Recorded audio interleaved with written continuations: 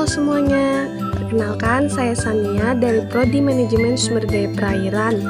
Di sini saya membuat tugas video pengganti ujian akhir semester mata kuliah Sumber Daya Genetik Perairan dari program studi Manajemen Sumber Daya Perairan Fakultas Perikanan dan Ilmu Kelautan Universitas Papua. Materi ini berjudul Potensi Genetika dalam Bidang Perikanan.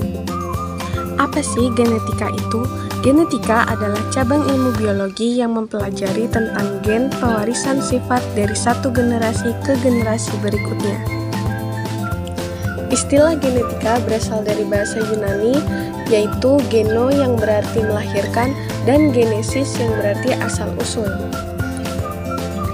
Genetika mempunyai dua komponen utama, yaitu gen dan kromosom. Gen adalah unit dasar dari materi genetik yang mengandung informasi yang diwariskan seperti karakter fisik, fisiologi, dan bahkan perilaku dari induk kepada keturunannya.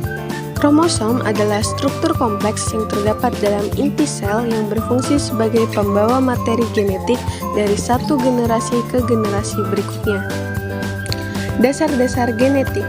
Yang pertama ada struktur DNA. DNA adalah molekul yang mengandung kode genetik untuk semua bentuk kehidupan. Struktur dasar DNA adalah heliks ganda yang terbentuk oleh dua untaian nukleotida yang berpasangan. Nukleotida terdiri dari gula deoksiribosa, gugus fosfat, dan basa nitrogen seperti adenin, sitosin, guanin, dan timin. Yang kedua yaitu reproduksi sel dan replikasi DNA. Reproduksi adalah proses pembentukan sel baru dari sel yang sudah ada. Sebelum sel membelah, DNA harus mengalami replikasi untuk memastikan setiap sel anak memiliki salinan lengkap dari informasi genetik induknya. Proses replikasi DNA sangat penting untuk menjaga kestabilan dan akurasi informasi genetik.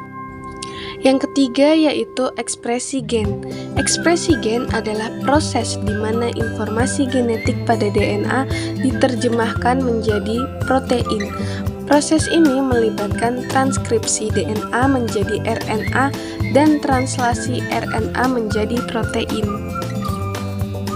Kita masuk ke materi yaitu potensi genetika dalam bidang perikanan. Yang pertama, genetika dalam pemantauan keanekaragaman hayati. Keanekaragaman hayati merujuk pada jumlah, kelimpahan, dan komposisi genotip yang terdapat dalam sebuah ekosistem. Keanekaragaman hayati merupakan variabel yang dipengaruhi oleh perubahan iklim dan ketersediaan sumber daya.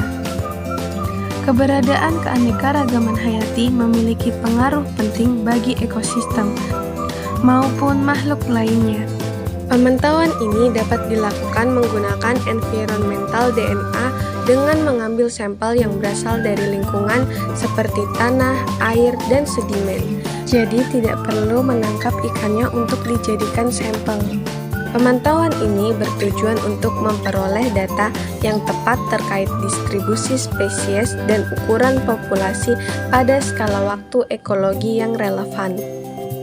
Yang kedua yaitu peningkatan pertumbuhan. Salah satu manfaat utama dari rekayasa genetik pada ikan adalah peningkatan laju pertumbuhan. Melalui modifikasi genetik, gen pertumbuhan dapat ditingkatkan yang memungkinkan ikan tumbuh lebih cepat dan mencapai ukuran komersial dalam waktu yang lebih singkat. Dalam penelitian Devlin et al. 2004, ikan salmon yang telah direkayasa genetik dengan gen hormon pertumbuhan dari spesies lain menunjukkan peningkatan laju pertumbuhan hingga 2 kali lipat dibandingkan salmon non-transgenik. Yang ketiga, ketahanan ikan terhadap penyakit. Rekayasa genetik juga memungkinkan pengembangan strain ikan yang lebih tahan terhadap penyakit tertentu. Dengan memasukkan gen yang meningkatkan respon imun atau gen yang membuat ikan lebih resisten terhadap patogen, mortalitas ikan dapat dikurangi secara signifikan dalam budidaya. Dalam penelitian Zoo 2001, transfer gen Secropin B telah berhasil meningkatkan ketahanan terhadap penyakit bakteri pada ikan channel catfish. Pada ikan Cyprinus carpio, peningkatan ketahanan terhadap penyakit telah dilakukan melalui insersi human interferon gen. Yang keempat, rekayasa genetik. Modifikasi genetik atau rekayasa genetik merupakan manipulasi gen suatu organisme menggunakan bioteknologi. Manfaat dari rekayasa genetik meningkatkan produksi aquaculture, meningkatkan bobot ikan, dan menciptakan ikan yang tahan penyakit.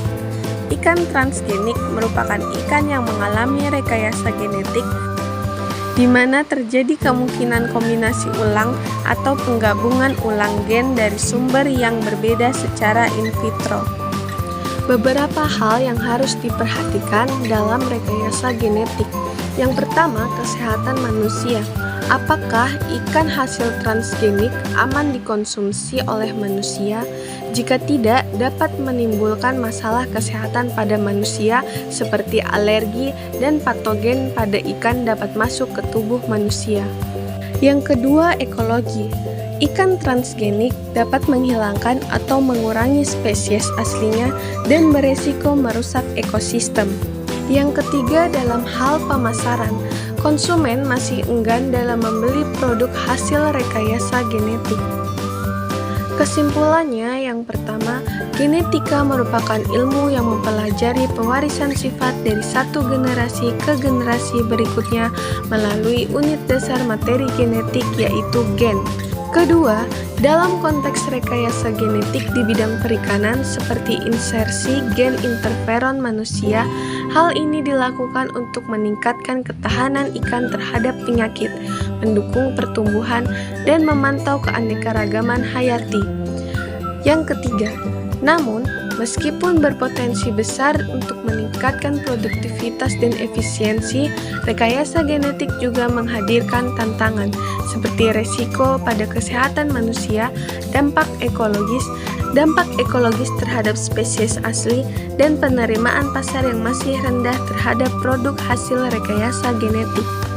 Oleh karena itu, penting untuk mempertimbangkan aspek keamanan, etika, dan ekologi dalam penerapan rekayasa genetik.